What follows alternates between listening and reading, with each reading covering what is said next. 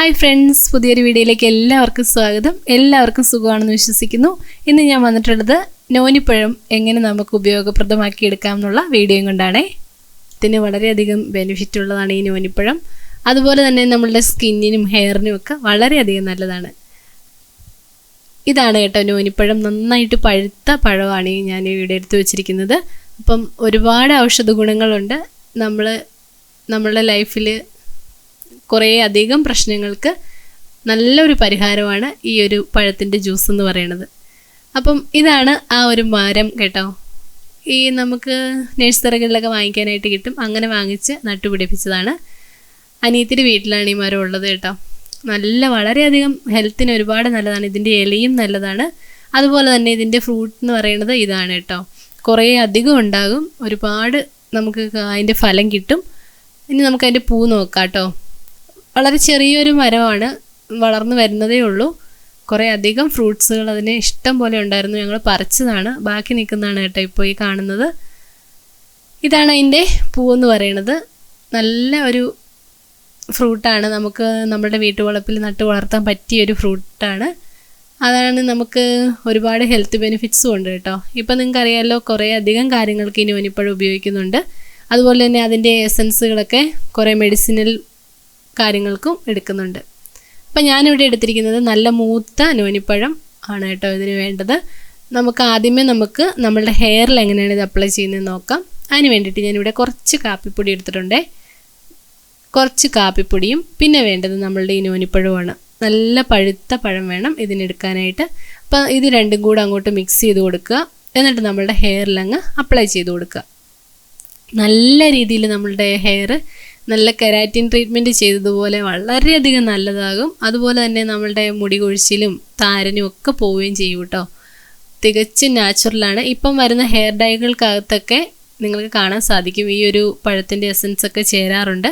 അപ്പം അത് അങ്ങനെയുള്ള കാര്യങ്ങൾക്കൊക്കെ യൂസ് ചെയ്യുന്നതാണ്. നല്ലൊരു ബെനിഫിറ്റ് കിട്ടും മുടിക്ക്. ഡയറക്റ്റായിട്ട് തേച്ച് കൊടുക്കുക. അതിനുശേഷം നമുക്ക് വെള്ളം ഉപയോഗിച്ച് കഴുകിക്കളയാവേ. അപ്പം അത് ആഴ്ചയിൽ ഒരു 2 തവണയൊക്കെ ചെയ്താൽ മതിയാകും. നല്ലൊരു റിസൾട്ട് കിട്ടും കേട്ടോ.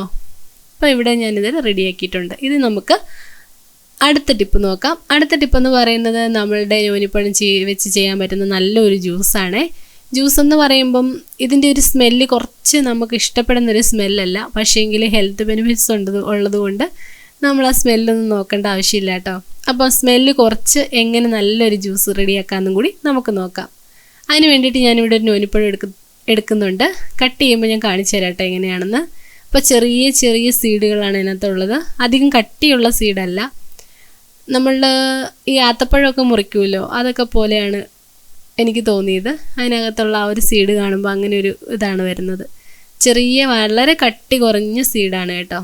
അതുകൊണ്ട് മിക്സിയിൽ അങ്ങ് ഇട്ട് കഴിയുമ്പോഴത്തേനും അങ്ങ് അരഞ്ഞു പൊക്കോളും, കുഴപ്പമൊന്നുമില്ല. ഞാൻ കാണിച്ചു തരാം. ഒരു സീഡ് എടുത്തിട്ട് കണ്ടോ, ഇതുപോലെ ഇരിക്കും. ഈ ഒരു രീതിയിലാണ് സീഡ് വരുന്നത് കേട്ടോ. പഴുത്ത പഴമായിരിക്കണം കേട്ടോ എടുക്കേണ്ടത്, അത് ശ്രദ്ധിക്കുക.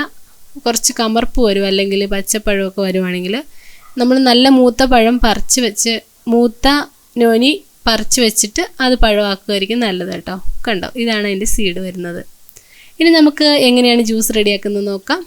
ഞാനൊരു മിക്സിയുടെ ജാറിലേക്ക് നമ്മളുടെ നോനിപ്പഴം ഇട്ട് കൊടുക്കുന്നുണ്ട്. വേഗം തന്നെ അങ്ങ് അലിഞ്ഞ് പൊക്കോളൂ കേട്ടോ. അതുകൊണ്ട് ഫുള്ളായിട്ട് അങ്ങ് ഇട്ട് കൊടുക്കാം.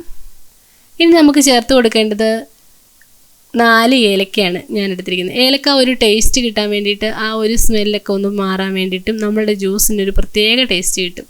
പിന്നെ ഞാൻ ചേർത്ത് കൊടുക്കുന്നത് പൈനാപ്പിൾ സ്ക്വാഷും അല്ല, ജ്യൂസ് കിട്ടാൻ വേണ്ടിയിട്ട് കുറച്ച് പൈനാപ്പിൾ സ്ക്വാഷും കൂടി ചേർത്ത് കൊടുക്കുന്നുണ്ട്.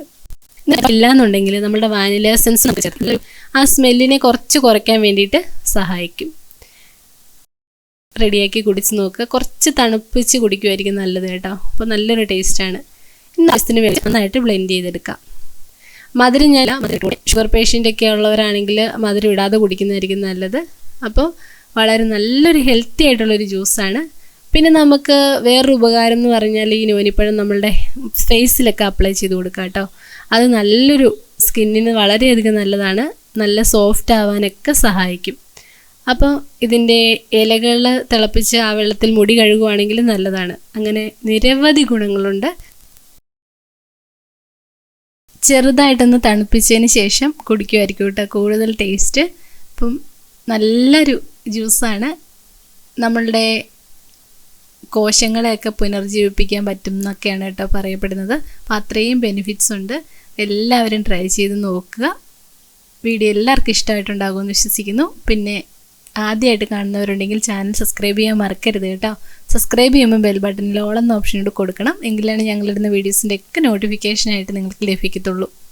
പിന്നെ നിങ്ങളുടെ വിലപ്പെട്ട അഭിപ്രായങ്ങളും നിർദ്ദേശങ്ങളും പറയാനും മറക്കരുത്. മറ്റൊരു നല്ല റെസിപ്പിയുമായി വീണ്ടും കാണാം. Thanks for watching.